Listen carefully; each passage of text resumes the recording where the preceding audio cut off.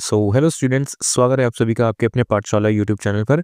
मेरा नाम है रजत और इस वीडियो में हम करेंगे क्लास 10th क्वाड्रेटिक इक्वेशन के कुछ क्वेश्चंस।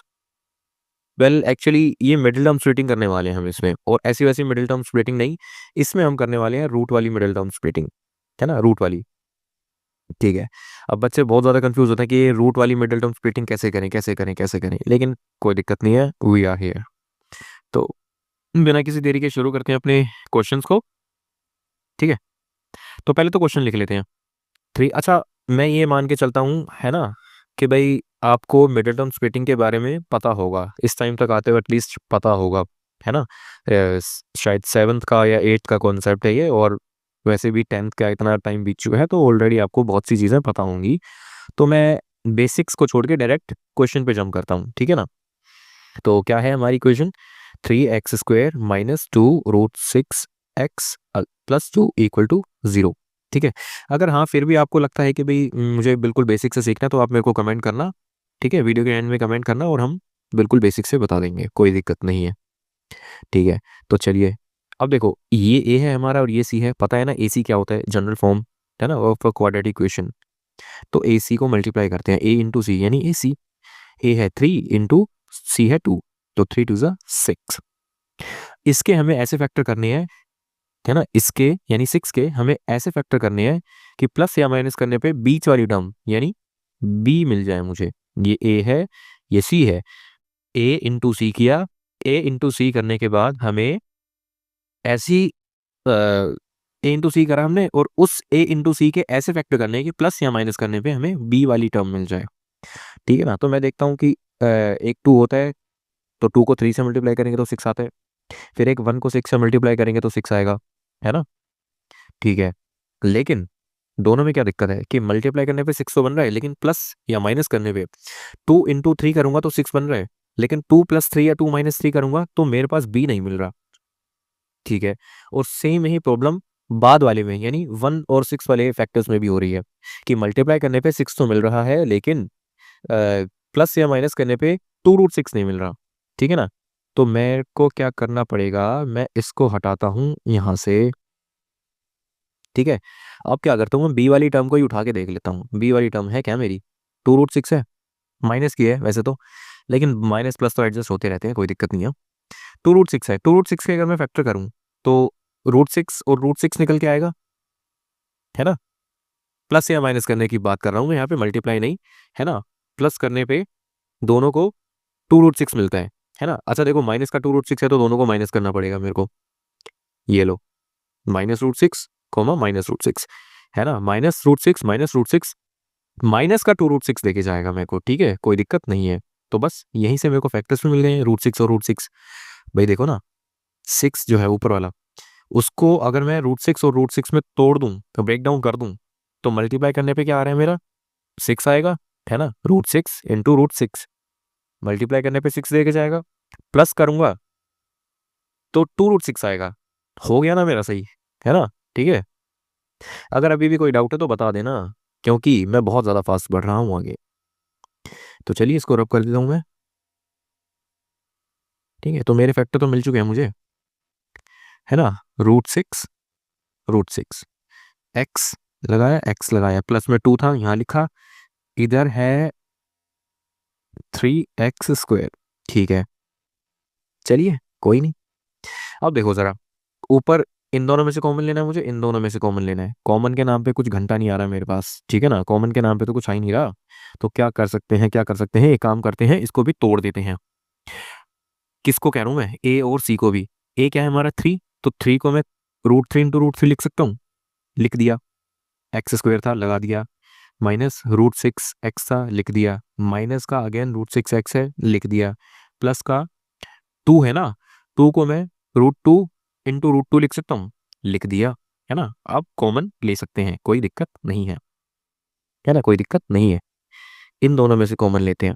इन दोनों में से क्या कॉमन है बताओ? क्या 3 कॉमन है? √3 और x कॉमन है क्या? जी बिल्कुल है। यहाँ से एक √3 बचेगा, मैंने एक √3 कॉमन ले लिया और एक √3 बच गया। x बचेगा, x² था ना, देखो यहाँ पे x² था, एक x बचा, ठीक है, माइनस था तो माइनस लगा दिया, 3 की टेबल में 6 कितने पे आता है, 2 पे आता है ना, लेकिन ये तो रूट वाले क्वेश्चन कर रहे हैं तो √2 लिखो, है ना, और x को बाहर चला गया, कोई दिक्कत नहीं है। अब इसमें से यानी बाद वाले में से कॉमन लेते हैं, इधर तो 2 कॉमन आ सकता है ना, 2 कॉमन आ सकता है, तो √2 कॉमन लेते हैं, x तो आ नहीं सकता, चलिए ठीक है। √2 की टेबल में √6 कितने पे आता है, √3 पे आएगा, लगा दिया, x था, x लगा दिया क्योंकि यहाँ पे सिंगल x था, तो कोई कॉमन वॉमन तो आया नहीं x, ठीक है, तो ऐसी है, ऐसा का ऐसे ही रहेगा, ये प्लस का माइनस हो जाएगा क्योंकि हमने माइनस कॉमन लिया यहाँ पे, है ना, और √2 बचेगा क्योंकि एक √2 तो कॉमन हो गया, ठीक है, तो बस ये हो गया √3 x माइनस √2 और अगेन √3 x माइनस √2, ये हमारा आंसर है, या फिर फैक्टर्स कह लो, फैक्टर्स हो गए इसके, ठीक है। चलिए अब नेक्स्ट क्वेश्चन की तरफ बढ़ते हैं, नेक्स्ट वाला भी आसान है, कोई दिक्कत नहीं है। ये वाला देखो जरा, RHS पे जो है राइट हैंड साइड पे है आपकी स्क्रीन पे, √2 x² प्लस 7x प्लस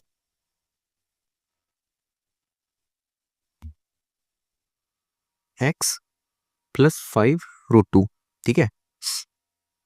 पहले तो a और c को मल्टीप्लाई कर लेते हैं, a इंटू सी, यानी √2 इंटू 5 √2, ठीक है। √2 इंटू √2 करेंगे तो 2 आएगा, 5 से मल्टीप्लाई करेंगे तो 5 इंटू 2 10 बन जाएगा, बन जाएगा, है ना, 10 बन गया, कोई दिक्कत नहीं है ना। इसके फैक्टर इस तरह से करने हैं कि मल्टीप्लाई करने पे तो 10 बने और प्लस या माइनस करने पे 7 बने, ठीक है ना। तो एक ही दिमाग में आ रहा है मेरे को, 2 और 5 मल्टीप्लाई करेंगे तो 10 बनेगा और प्लस करेंगे तो 7 बनेगा, ठीक है ना, कोई दिक्कत नहीं है, ठीक है। करते हैं सॉल्व, ठीक है। तेरा मेरा, ओके ओके ओके,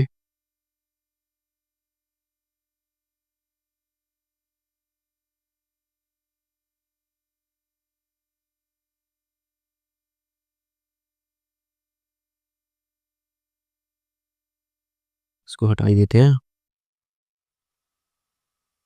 ठीक है, ठीक है। तो मेरे फैक्टर्स तो 5 और 2 थे ना, तो √2 x² प्लस 7 को मैंने 5 और 2 में तोड़ दिया था, 5x plus 2x, 5x plus 2x plus 5 √2, ठीक है, ओके, कोई दिक्कत नहीं है।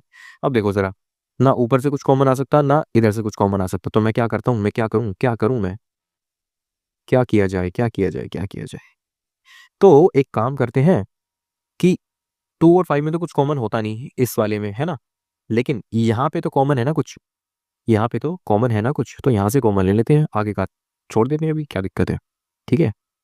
देखो, जब यहाँ से कुछ कॉमन है नहीं तो x तो कॉमन है, तो ले लिया, √2, x बचेगा एक, प्लस 5 बचेगा, ठीक है, प्लस अब ऊपर वाले, सॉरी,